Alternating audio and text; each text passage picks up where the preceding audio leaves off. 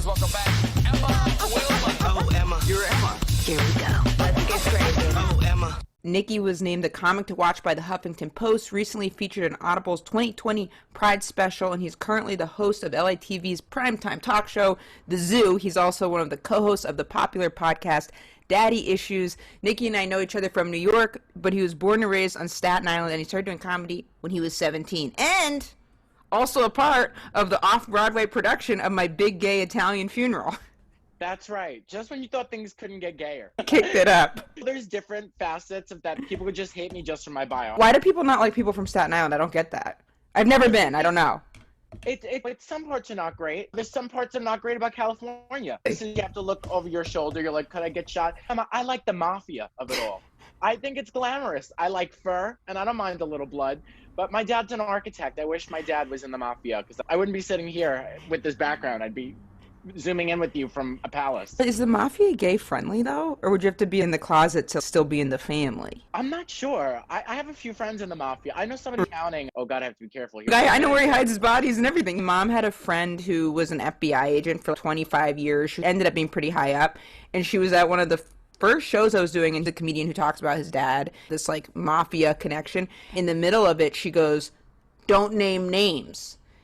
And he's, who is this? Who is this? She goes, "Don't name names." And he was like, "Who in the hell?" I was like, oh my God, my mom's friend is heckling this comedian.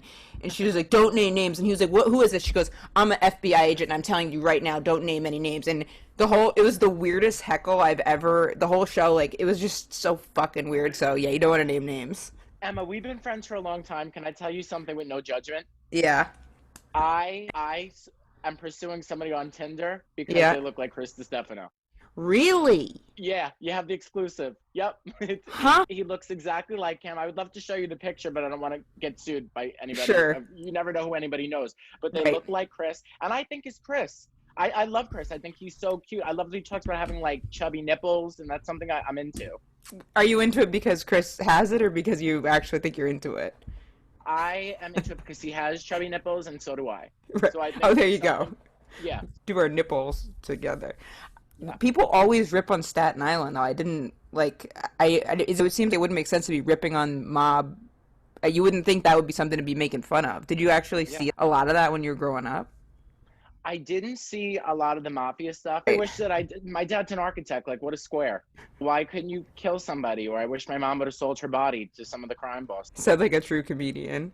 But I loved where I lived. I live on, like, the Jersey side. And a lot of people crap on Staten Island because of the Staten Island dump. So, never heard of that. What's that? A big dump. It's like a garbage dump. Why are people mean about the dump? It's got to be somewhere. We should be like, thank you, Staten Island, for housing the fucking dump. Yeah, I need to start demanding thank yous from people instead of... I had an agent see me at the Comedy Store once, and afterwards he was like, "You're trash. You're from Staten Island." No, someone did not say that. They said, yes, are you sure they didn't say something else? They're like, "Oh, you're from Staten Island." And then in your head, you're like, "Oh, he just said I'm trash." No, those were his exact words. And then the best part was he was from Alabama. I said, "At least I don't fuck my cousin."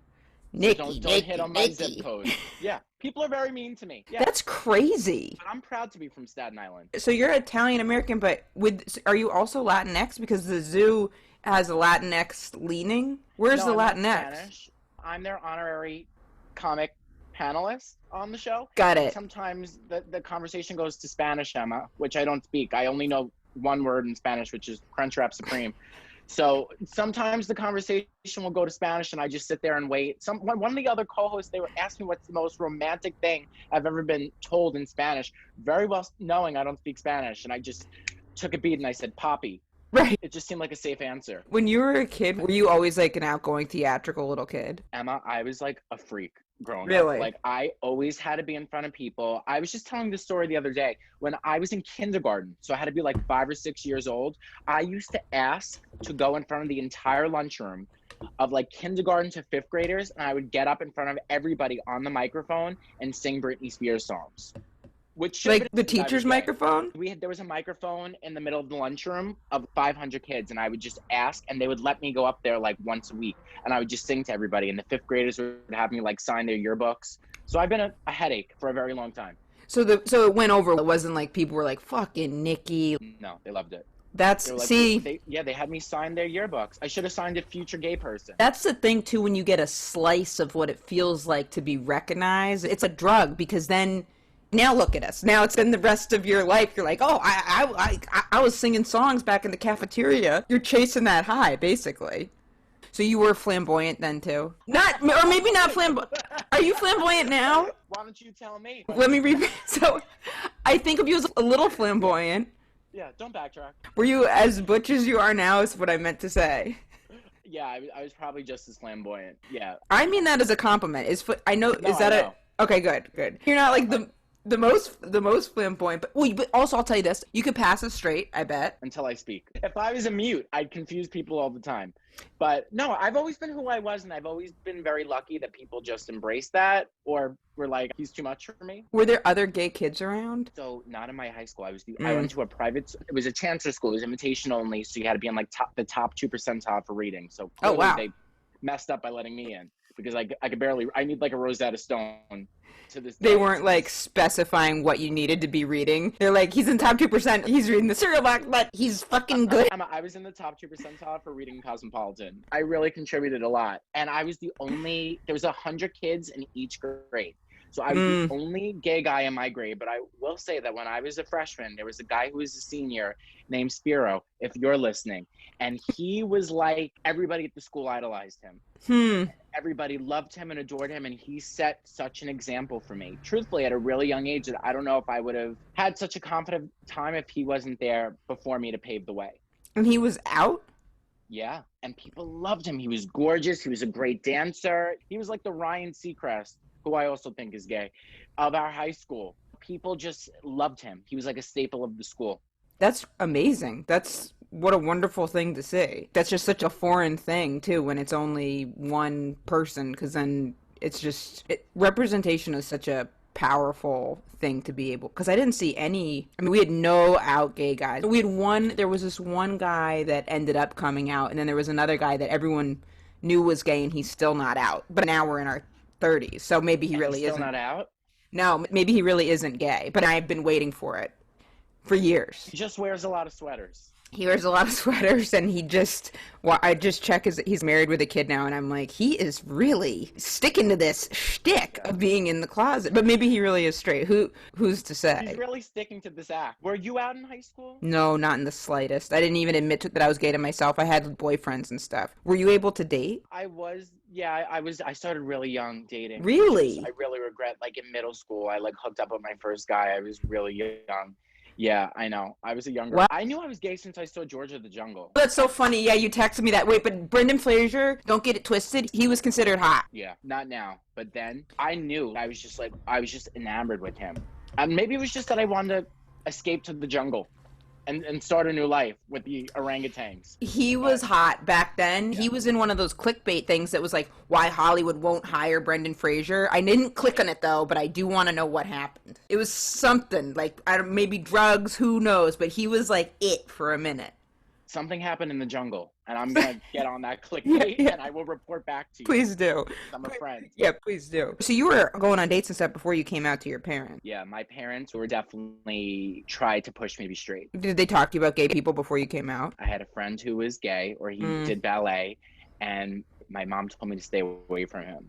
Really? Which was very hurtful. And because I knew that I was gay, and I felt, oh my God, what is she going to do? And it's my time to tell her that I want to do ballet and not even be gay. I just wanted to dance. My family is very everybody in my family is like very Trump loving, very conservative. And I am the exact opposite of that. It was a fight to be who I was, but I made that choice. I told my parents, this is what it is, whether you like it or not. I don't care. I very much had that attitude, and I was very strong-willed with them ever since I was like a very young age, so they knew that when I wanted to do something. Where do you think that came from? Are either of your parents like that? No, my parents are the most like straight edge, boring people. I think my mom must have fooled around or something, because I don't know where I came from. They're so like, don't make a scene, be quiet. I'm the polar. Hi everybody, I'm in the room. If I dine at a Cracker Barrel, you know it. Aren't usually Italian usually a little bit louder? So your mom's not like one like that. Isn't that the stereotype? Yeah, not this one. Like, really, not as much. Like, they're very like. I just remember I have this really weird, vivid memory of my mom telling us, never drink to get drunk, and don't have. She was very like, she didn't want us to have guns, which is ironic that she's a Republican. The irony of it all, but she was very like, yeah, they were very just be quiet, don't make a scene. They wanted me to be like really the elf on the shelf that comes out quiet and just sitting there, and that's not what I was. But it's nice you're able to have such a strong sense of self, because I feel like that's such a tricky thing to have, to also to know what you want as a gift, because if you don't know what you want, then you start making concessions to what other people want, and then you become like bitter. Not that someone can't be themselves and also be bitter, but if you don't know what you want, then you can't even identify it, and you're just all fucked, I think. they wanted me to be a doctor or a lawyer. I could see a lawyer. And I can't, unless Or maybe like a lawyer, I could see you being like, boom. But I also know nothing about law. I just watch a lot of true crime. same. I've seen Legally Blonde, and that's my current Exactly. sense of what I know about the legal. But no, it definitely was like, even I definitely feel like I had a fight, and I really was like, this is who I am, and you're not going to change that. So get on board or bye. What are the conversations around Trump like now? I don't know how you could vote for him, but Staten Island is very Republican and very Trump. Like, everybody's lawn has a Trump sign, and my brother's in a wheelchair, so I think you know that. And the insurance company denied my brother the wheelchair, so she wrote a letter to Donald Trump, and he approved the wheelchair. But I doubt it was Donald Trump himself, Right. is going to the mailbox. But Right. to her, that's all she had to hear, that he approved the wheelchair, and that was her man. And I was just like, why couldn't they have done anal that night? I actually get why that would make you feel an allegiance towards someone. Because if you need a wheel, that's actually almost the best reason to like him I've ever heard. Even though, yeah, it wasn't him, it was someone on his behalf. But that's a pretty compelling. Is your brother a Republican too? No. Okay. We're both Democrats. If someone does something nice for you, imagine you're really hungry and someone just out of nowhere was like, Nikki, like, I got you like this mozzarella, pesto, beautiful sandwich. And you're like, who the fuck is this? And they're like, I was just thinking about you and you look so cute. And here's your sandwich. And you'd be like, I fucking love that guy. You know what I mean? Even something as small as that, at least for me, I'd be like, that guy's the fucking man. I love that guy. So let alone giving your son a wheelchair, that's... To be honest with you, I'm very paranoid. So I'd be like, oh, what did they put in that sandwich? Fair. Gals were rat poison. But Fair. my mom is what's crazy about this whole thing, Emma, is that my mom was the one that made me so paranoid. Like, my mom was always like, don't trust anybody. Watch your drink. People are going to roofie you and molest you. I was like, I'm 8. You must have been a cute 8-year-old. She thought people were going to put me in a van, but she like definitely taught me to like skeeve everything, be aware of everything. So it's very interesting that she gets this wheelchair granted, and it was Donald Trump. He put down the bronzer and he opened the letter. He's not afraid of anthrax, because Right. he's from Staten Island, and he granted the wheelchair. So it's shocking. Really. Would you have to stand up for your brother a lot in high school? Or were people accepting of him being in a wheelchair? People were really accepting of him as he got older, because he's very hood. He thinks he's in a gang. Oh, yeah. I've only seen the pictures of him because he's like good friends with the Big Sean. Yeah. Yeah, that's right. And but I do have a memory when we were little kids. There was some kid on our neighborhood that was picking on my brother, and some kid just took a handful of grass off somebody's lawn and made my brother eat it. What? And like, my brother can't even lift up his arms. Yeah, it's like a really only Oh. in Staten Island. That's like the one that really upset me. That's Really, really upset me. demonic. Yeah. Probably that kid was. And I beat up the kid. And Did I'm not you? even a fighter. I was like, you bitch. But I was like triggered. I couldn't believe. That's the type of thing too where now you look at it and it's like, okay, the kid making him do that probably had something awful going on at home, because that's so cruel that like they must have been having that happen to them at home. His mother just makes me grass. So he was like, seriously. So then he was like trying to find someone where he could be like, okay, like who can I pick on since I feel so disenfranchised too. And this was before the kale days too, which is even Right. crazier. Yeah, he was trying to make him be healthy in some really like convoluted evil Right. way. Maybe I shouldn't have bitch slapped him. Yeah. If I only had a time machine. What was it like when your parents sat up front at your show?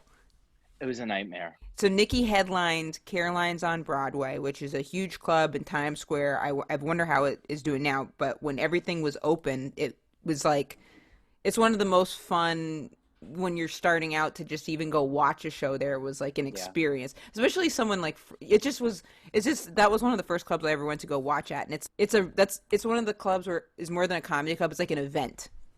Yeah, it's true. It's like the Broadway glamour. Exactly. It's right in Times Square. It's really they've got good food. He headlined it.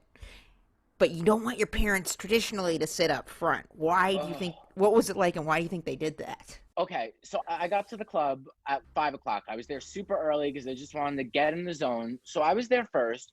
People came trickling in. My parents got a huge party bus from Staten Island that had 60 people on it, and the wheelchair lift broke. Fuck! So I had to hold the show. I had to push the show back like 20 minutes to make sure that I had a bus of a ton of people coming. So I was like, great, they'll be in the back. I don't know if she asked people to move, but something happened. I don't even know what happened, Emma, but I literally I come out to go watch the show because I always like to watch the show before I go on. And they're all sitting in the front. She invited family members, and I wasn't out to a lot of members of my family. And my Caroline's performance was a lot of coming out. It was a lot of raunchy jokes, and they all got to see me in a light that they never saw. I just want to say thanks for the ticket sales. Yeah, seriously, because it part of for the trauma. Were you looking at them? Because sometimes if I know someone in the front row, I just look over their head because it feels I wouldn't look. I won't look. I'm like, it just feels too weird. I don't know what exactly. I feel like an asshole. Even if it's a friend, I don't like looking at the friend. I just kind of feel like strange. I don't want to see the look of disappointment in people that I know. Let it be from a stranger. But I do remember she was talking at one point.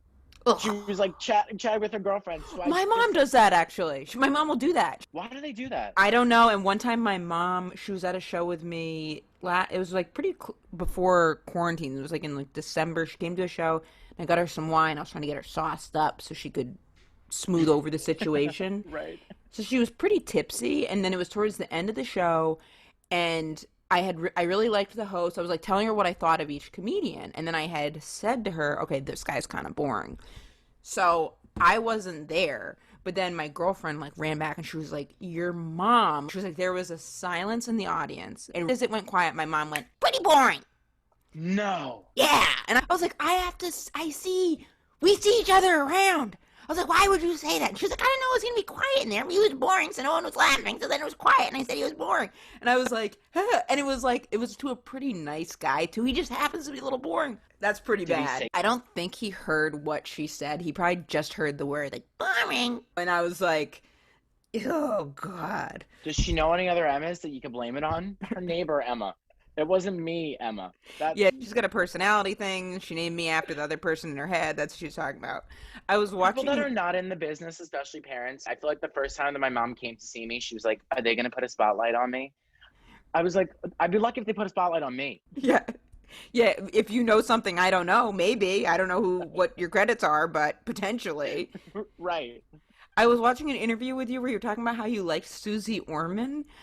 Yeah. Okay, so I first saw her pop up. I just remember seeing her, and there was always something about her I thought was so like a robot. But I think I was almost like, maybe I was picking up that she was gay and I didn't know it and I felt weird around her.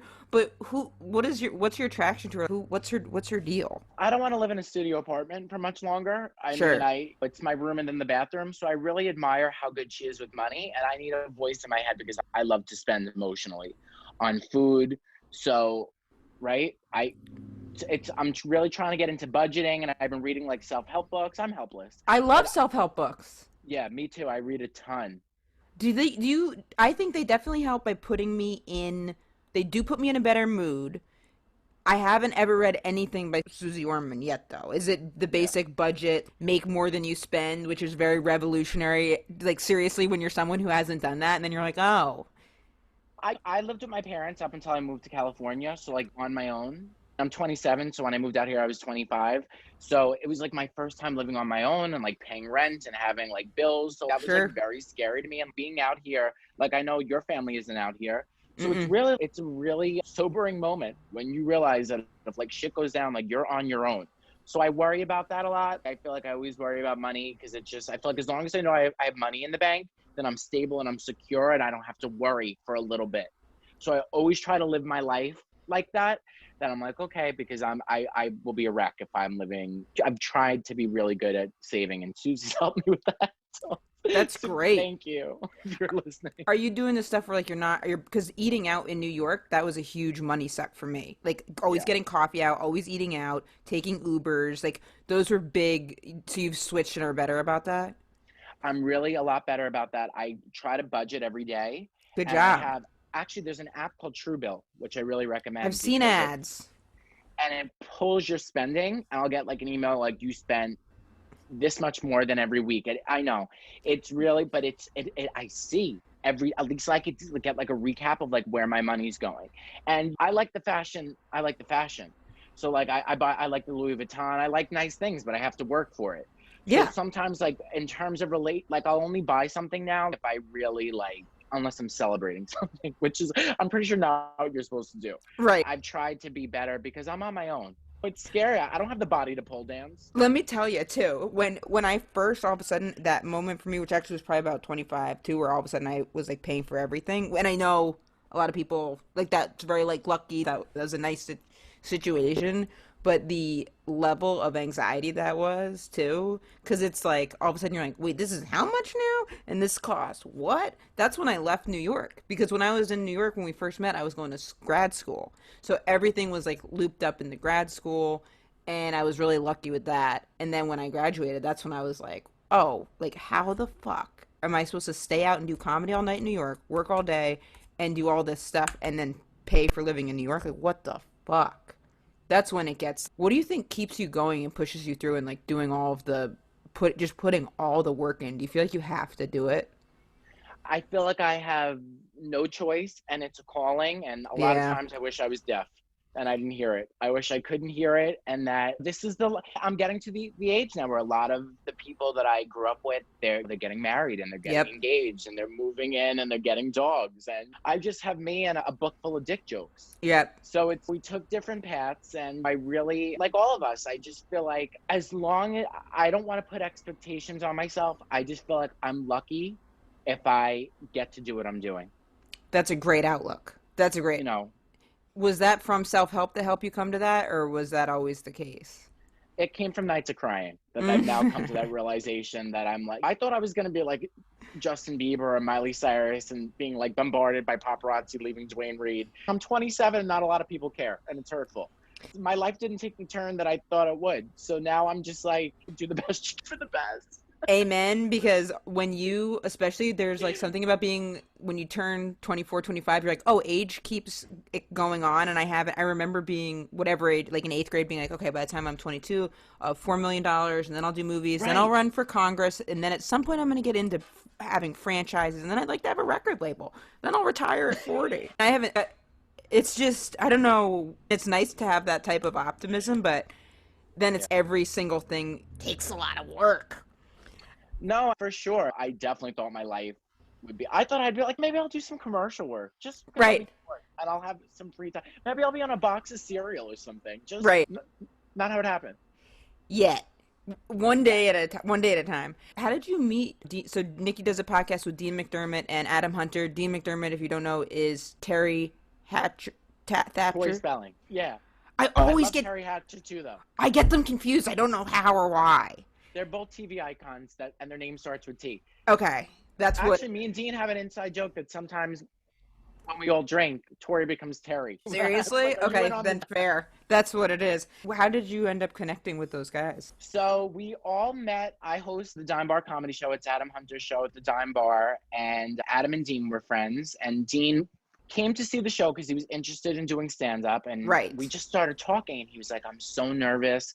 And I said, "Dean, there are so many untalented people who do stand-up. You'll be fine." And that was the one thing that I said to him, and that he just started laughing, and we just hit it off. And the three of us decided to do the show, and it was crazy because it had such a it was all over the tabloids. Right. Like on TMZ, we had Tori Spelling on, we had Denise Richards. And I Perez love Denise Hilton. Richards. Me too. She was fabulous. And we actually got into trouble with Denise Richards. Well, also when I say I love her, it's I used to think she was smoking hot way back in the day. I have known nothing about her now, and my girlfriend's a makeup artist, and she did something where she was on set. I think she said she was pretty nice, but she also said they were plugging her full of booze, What did she do that you guys got in trouble with her after that? She was fabulous and so sweet and so kind, and she was really fantastic. And it was right before, I believe, that, or maybe just when she got on the Real Housewives. It was right around that time. We were interviewing her, and me and her had our own little thing because she has a daughter with special needs. I have a brother with special needs. Some people think I have special needs. So there's a lot of, there's a lot of common ground. And then I asked her, because it was on the Real Housewives that Charlie Sheen bought a hooker to Thanksgiving. So I asked her about it, and she answered. She didn't say anything, and we have a lot of people that listen to the show and a lot of reporters. So it was everywhere. It was on TMZ, People Magazine, Too Fab, like Radar Online.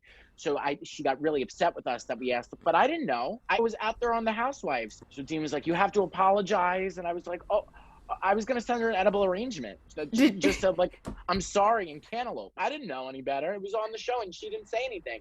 So I don't know if she'll ever come back on the show. Also, again. it's not like you brought the hooker to Thanksgiving.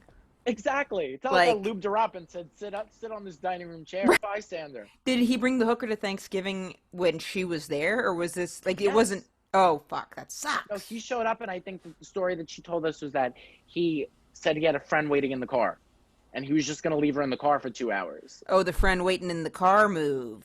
And then they're like, bring him in. Yeah. And then right away they could tell that it was a hooker. Yeah. God, you can make $2,000 on OnlyFans for rubbing lotion on your legs? Speaking of hookers. I wish that I had a different upbringing so I could be on OnlyFans. I know. I really, these girls, it's crazy. It really is. It's insane. Bella Thorne made $2 million this year. But didn't she get in trouble for that? Did she? I think she did. She did something where it was because she made $2 million in the first, and there was something where it was she did something that like wasn't ethical or right, and she's not doing anything too sexual, I would imagine. She's not doing porn. Okay, so that's where I'm confused. Because Yeah. I feel like if I'm paying for an OnlyFans account, I better see at least an areola. Even for $9.99, I just want to make sure I'm getting my money's worth. If I'm going to see you lathering, playing with Fruit Loops with your big toe, I'm going to spend the money for that. I want to know that we're going to see. That's what I would. I'm not on OnlyFans, but if I were to join, I'd want to know that I'd see at least one ball. Yeah, let me see. Not even two. Let me see something. I better. Yeah, she's got it. Maybe I'll join just to check out what the fuck she's doing on there. Yeah, I'm curious about how many people are joining. There's so many girls from RuPaul's Drag Race that are on it now, Right. which I don't understand. There's just a lot of. I'm assuming that it's moving away from being so pornographic, but Or maybe it's going harder in that direction because that's probably what people want. There's a girl that used to do comedy in New York, and all of a sudden on her Instagram, she was popping up with these pictures where I was like, is she getting into porn? Do you know? think I know exactly Yeah. what you're talking about. And she's open about it, so I'm not like blowing the lid off of No, anything. same. But I was following her, and before she said, I'm on OnlyFans, this is what I'm doing, it went from being these like sweet pictures to just like porn. I don't want to say who it is, and once again, I know this person. If we're talking about the same person, She's I think great. she's great. I saw her all dolled up, and I thought she looked like John Benet Ramsey. I don't know if you saw the picture that I saw. I didn't see that one. I'm going to send it to you when we get off, because I was so confused, and I did my research on it. Good for her. Good. Oh, absolutely good for her. But it was like, you're seeing someone in a totally other light, because it was these pictures were like cute, sweet, whatever, bopping around doing comedy, and then boom! Yeah. Like out in the desert with like boobs everywhere, and you're like, what happened? I know you told it on the Audible special, but since it's National Coming Out Day last Sunday, will you tell me the coming out story that you had? Emma, I would be honored to tell Please. you the story, because truthfully, as I told you, like, it was I was in the closet to everybody. Everybody knew I was gay except my parents. Like, I went to school and I'd be like, hey girl. Right. And then I'd go home and be like, hi mom and dad. So it was it was a different time. I was in my high school production of Peter Pan, which is also something that no straight person, ever says.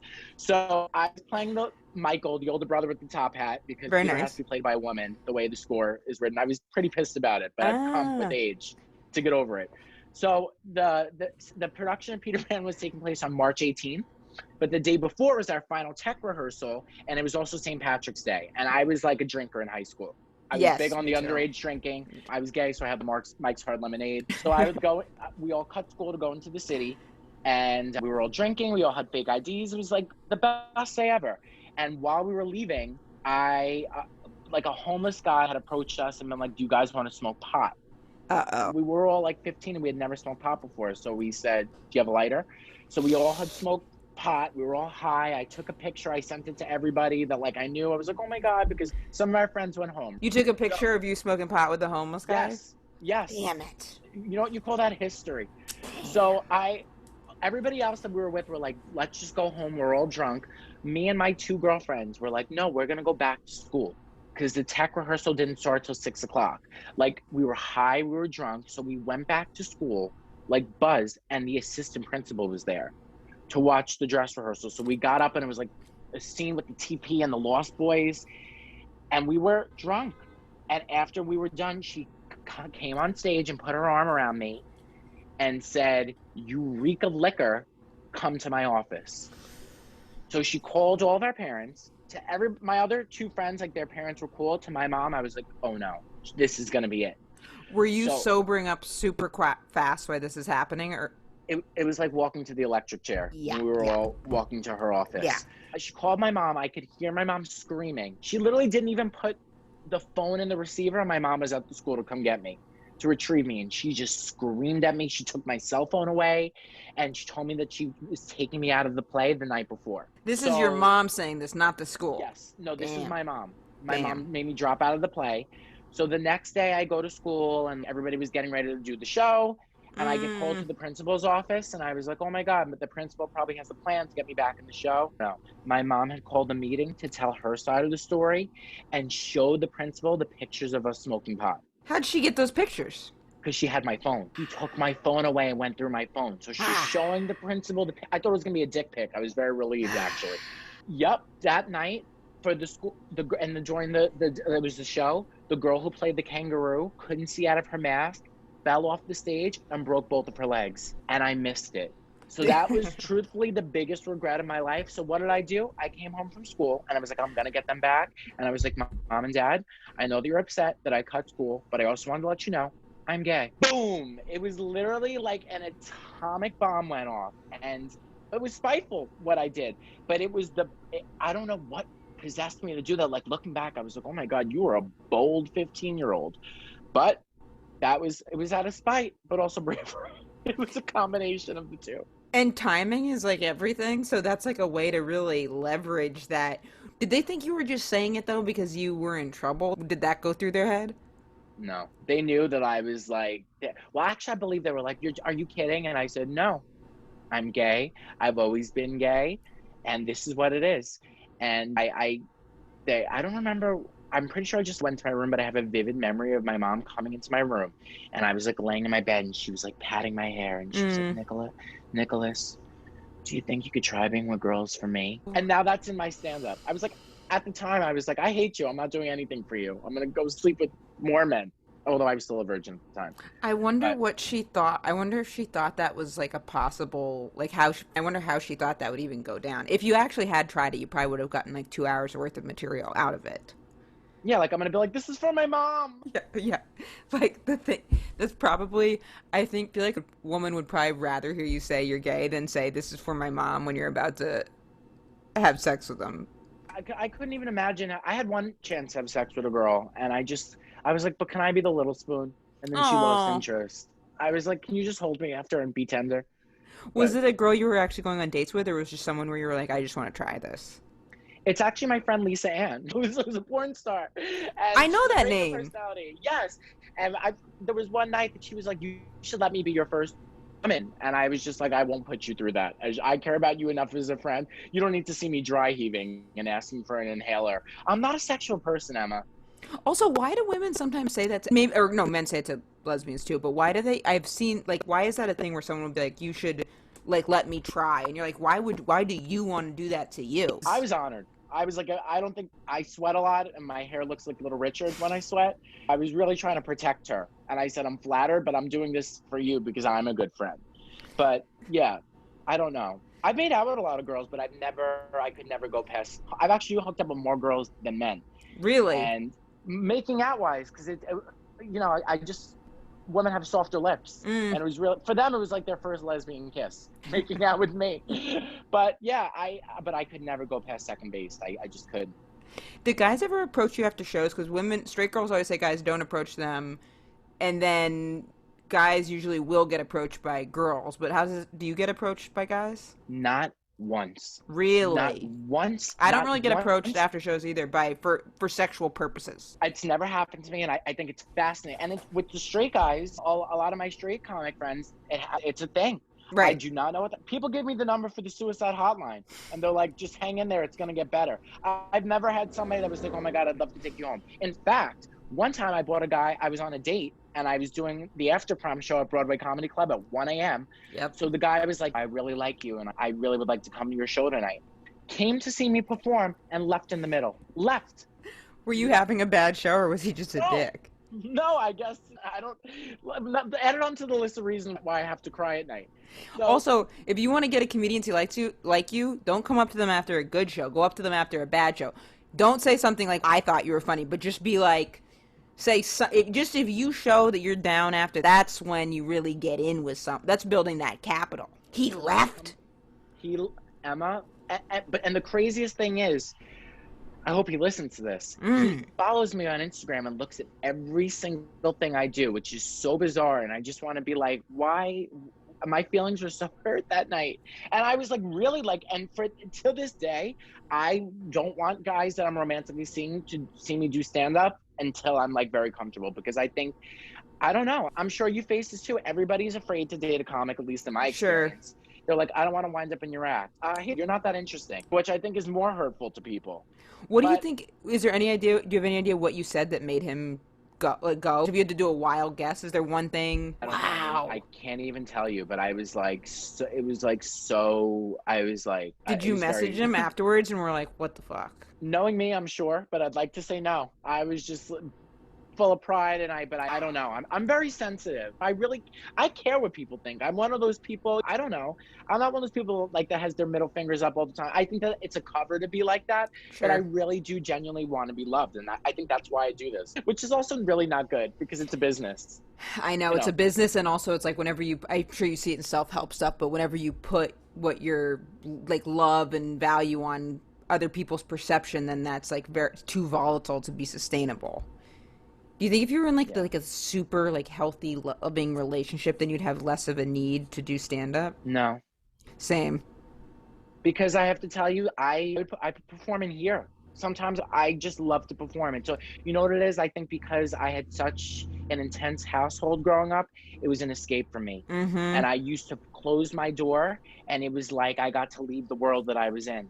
And I still look at it like that is now, no matter what I'm going through in the day, I know that even with you right now, like I'm not performing, but I'm not having to deal with reality, and I get to be with you and have fun, and totally, it's an escape from my mind for an hour. And I always say, regardless of where my career takes me, I will be doing this till the day that I die.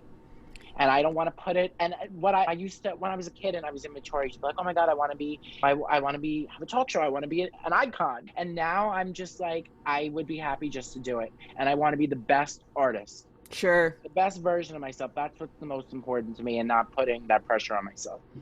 Which is huge, because also that's like not a sustainable thing to do too. At all. Because then you're always falling short. You're never, and that applies to like anybody in any, if you are putting so much, it's good to go big, but if you then you're just always disappointing yourself, because you're like you're not gonna sell out Madison Square Garden by the age of 22. You got to take the little steps in between, which is fucking hard. And then once you do that, it's fleeting, because then you're on to the next thing. It's hard out here. And I think that I don't know if you feel this way too. I try not to look what other people are doing, but compare and despair. Yeah, because I think that everybody's different and everybody has their own time to shine. I truly am a believer in that. So you just have to trust the process, and that's what I'm really working on these days, is to stop forcing things and just be present and be in the moment and leave it up to God.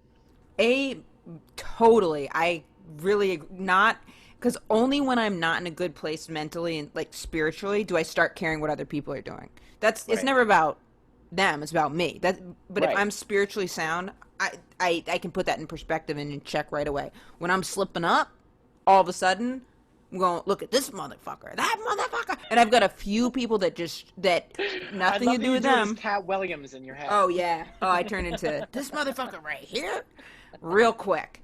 And it's so removed from reality, because then I'll see the person in person, and I'm like, I've created this like monster in my head, and then it's no one that is really spiritually sound is looking at what other people are up to. It's like taking poison and expecting it to hurt yourself. I didn't come up with that, but I read that and I was like, that is a good one. Are you religious personally? I don't go to church. Okay, so we went to church when I was a kid, and then when my brother got really sick, my mom was like, we're not going anymore. Really? Kind of like lost faith in church.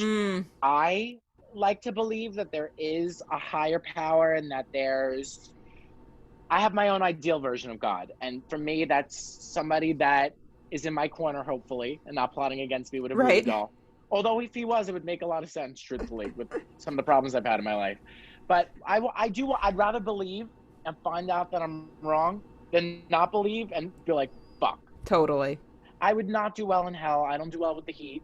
As I mentioned to you about my sweating problems. I do believe that there's good. I do believe there's evil in this world, but I also do believe that there's good, and we have to, especially there was one day during the pandemic, I just feel like I woke up one day and I was just really down. And I was like, today, it was like 7:00 on a Saturday, and I got it in my head that today is going to be a horrible day. And you know what? I went out and I just drove to Malibu all by myself. I got there by 8:00 in the morning.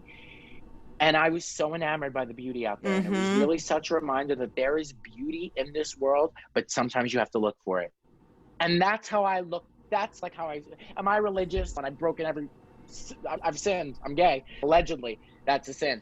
To me, and what I want to believe, God is just a power of goodness that I hope that if you do the right thing, it'll come through. Like karma. Totally. Where can people find you online and keep track of everything that you're up to?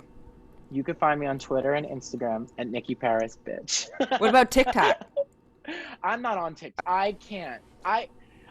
Please. Nikki. I know it's the thing, and I'd be so much more successful. I'm on TikTok. No, you're a whore in your grandmother's basement. I was saying the same thing you were. I was like, fuck TikTok. I'm not talking to an 8-year-old. It's really awesome on there.